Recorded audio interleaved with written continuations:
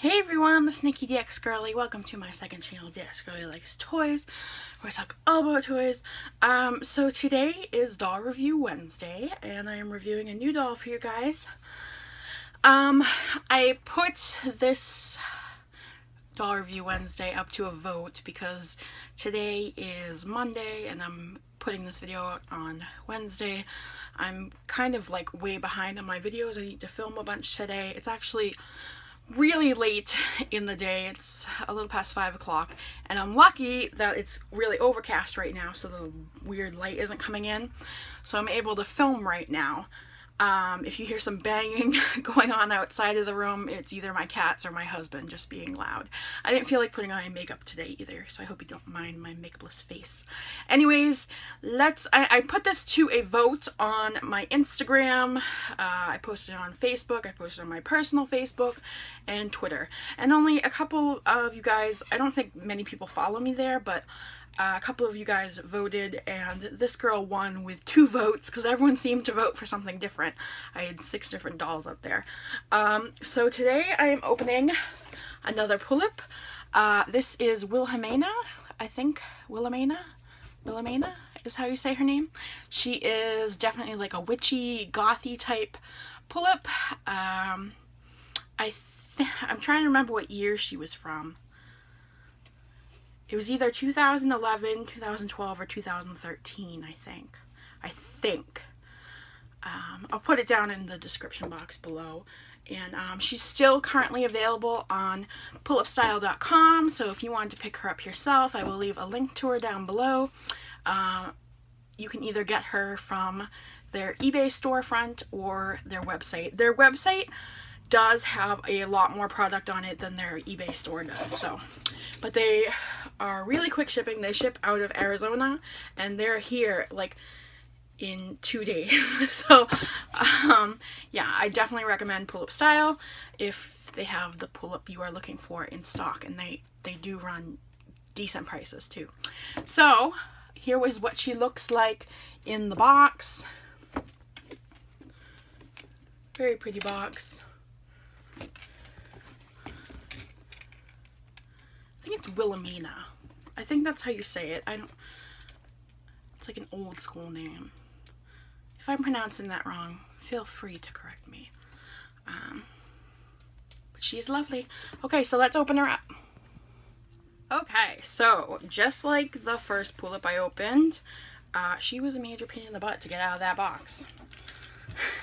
And I mean, it's a struggle, but I do appreciate it because they're expensive dolls, and the better they're packaged and harder to get out they are, the more well protected they are. So I haven't taken her bits and bops off yet. I wanted to show you guys her first, since I didn't do that with the last doll. She comes with this to protect her bangs.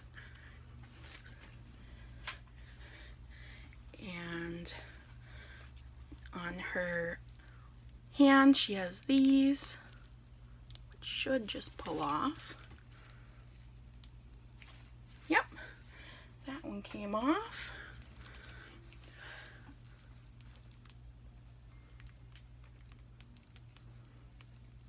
Come on. I'm afraid to pull too hard and pull off her arm.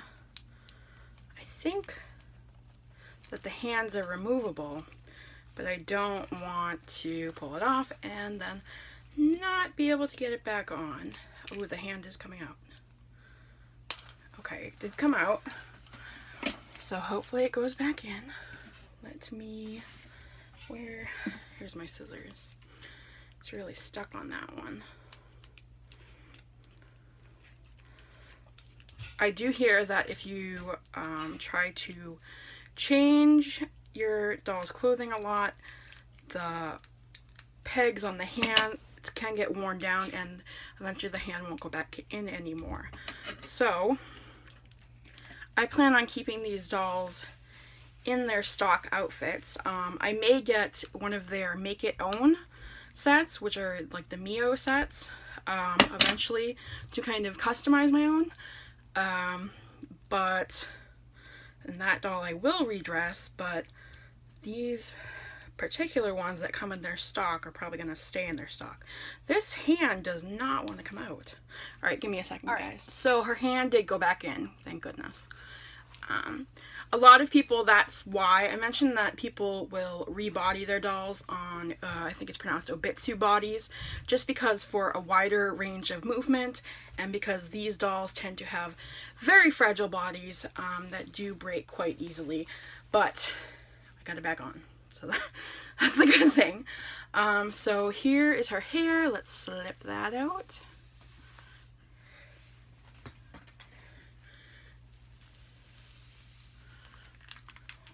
Okay. Again, at the back of her head, if you didn't see my first pull-up review, they do have buttons on the back of their head that make their eyes blink and turn side to side. I'll show you that in a minute. And then you just kind of fix her hair over it. I mentioned that I looked at the hair and I was trying to figure out whether it was rooted or not last time. And excuse me, I thought that it was, but it is not. It is a wig. All of the pull-up dolls wear wigs. But I think on the stock dolls, they're really secured, like, really well on there. That's why I couldn't really tell if it was like a wig, because it didn't easily come off or anything. But yeah, they may be like glued on or something. I'm not 100% certain, but I have.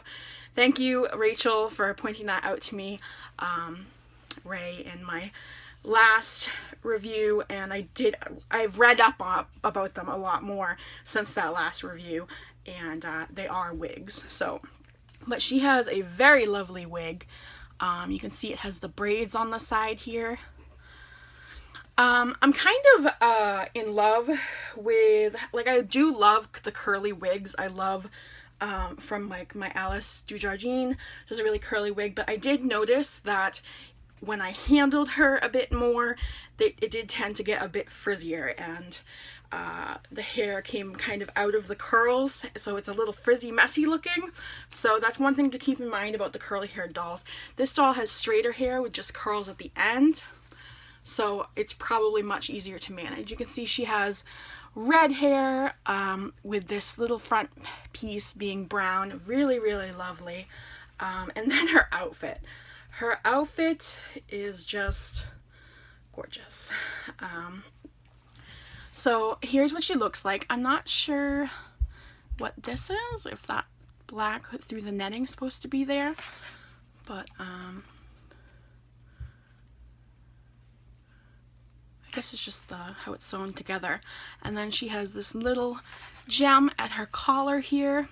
She has the puffed out sleeves that go down like to here.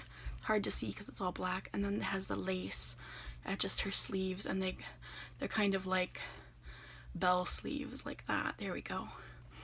And then she does have this little bow right here, and then it goes down into like a corset type thing. Her dress, this corset piece has Velcro in the back, as does the black dress, and I think the corset piece does come off. So if you wanted to remove that for whatever reason, you could. I'm going to keep it on there. And then it has these little buttons that go down like this, and it's like a snake kind of leathery type material on the corset. And then it has just this red lace at the bottom. And then her black dress is like this, and it is, you can see it has that same kind of sewing detail on one of her legs. So I'm gonna just try to turn that to the back. And it goes down like this. It has this little fluffy material on the underskirt in the back, and she has this really nice chain detail right here at the bottom of her skirt. Very pretty. Very gothic and like witchy. Very pretty. Her shoes came off in the box because because they were really stuck to the bottom. Her shoes look like this. They are just like a softer plastic with slits in the back to get them on. So let me put those on her. And they go on nice and easy, like so. So that's what she looks like with the shoes on. And she did, if I can find it here, I dropped it. She came with a nice little hat, and it definitely helps give her that witchy appearance. Here's her hat, and that has more chain detail on it, like as you can see. Kind of goes like this. That's the back of it. Let's see if we can get it on her head. She also came with a black stand, whereas Alice du Jardin came with a white stand. You can see the detail better on this black stand. I did move my Alice to one of the Kaiser stands that I had handy, because you can actually fasten that underneath her outfit so it doesn't show at all on the outside and doesn't. I was afraid it was going to rip at her clothing, so I may just switch them all over to that type of stand. Thank you, Shorty Boo, if you happen to watch that. She mentioned that on the Monster High Arena, and that worked out really well. So let me put her on this for right now, so I can see if I can get her hat on her. Come on.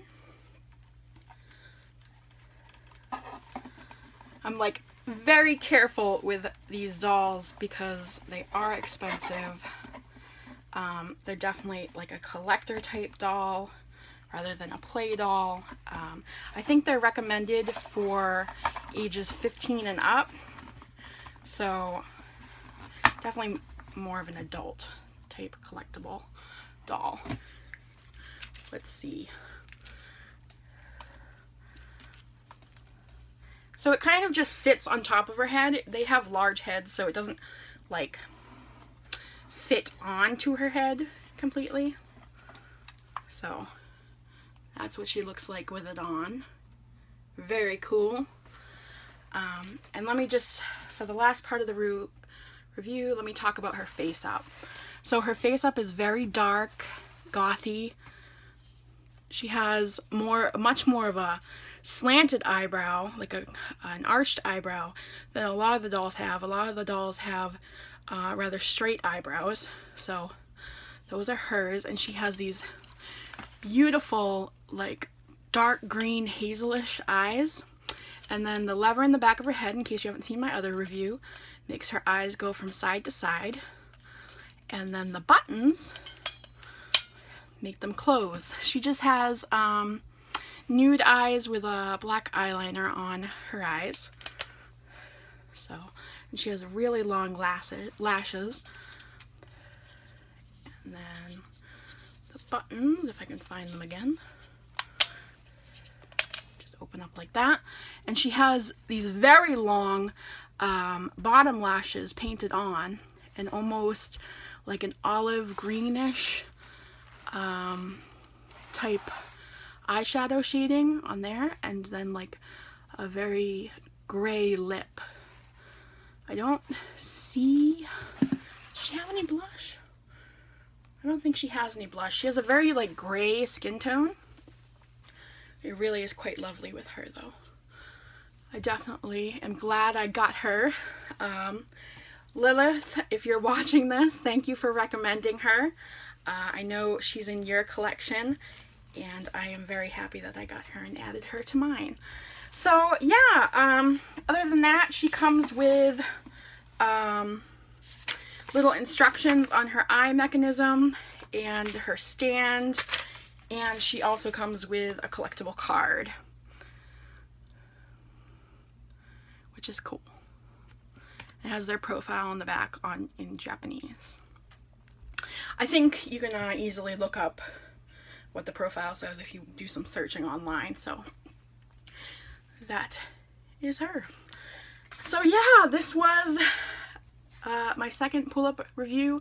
I do have a bunch more to open because I have fallen absolutely in love with this doll line, so expect to see many more of those on my channel. I am going to try to review a different type of doll next week. I'm not sure. I do have a Monster High doll to open, which I don't actively collect Monster High anymore unless it's something that I really like. So I do have a Laguna Blue that from the reboot that I'm going to review at some point. I also have an American Girl Welly Wishers that I'm going to review semi-soon. So yeah, a little break from the pull-ups next week, but expect more in the future. I hope you enjoyed this video, even though it was kind of all over the place and I don't look the best. I hope you enjoyed it anyway. Thank you so much for watching, and I will talk to you next time. Bye! Oh, and sorry guys, I forgot to mention real quick, she does come with a broomstick too, so that's pretty neat. One thing I wanted to mention, I believe I looked it up and this fur at the end of the broomstick is faux fur, but I did want to mention that some of the Pullip dolls do have animal-based materials that they are made with. Some of them do have actual animal fur on them, so if you're a very vegan conscious person about that kind of thing, they do have lists available online. I'm going to link it down below where they list known dolls that use animal parts, because I know that's very important to some people. And yeah, so yeah, I will leave that listed down below. I hope you saw this little part I added on the end. If you did, thank you. Thank you so much for watching. I'll talk to you later. This time for real. Bye.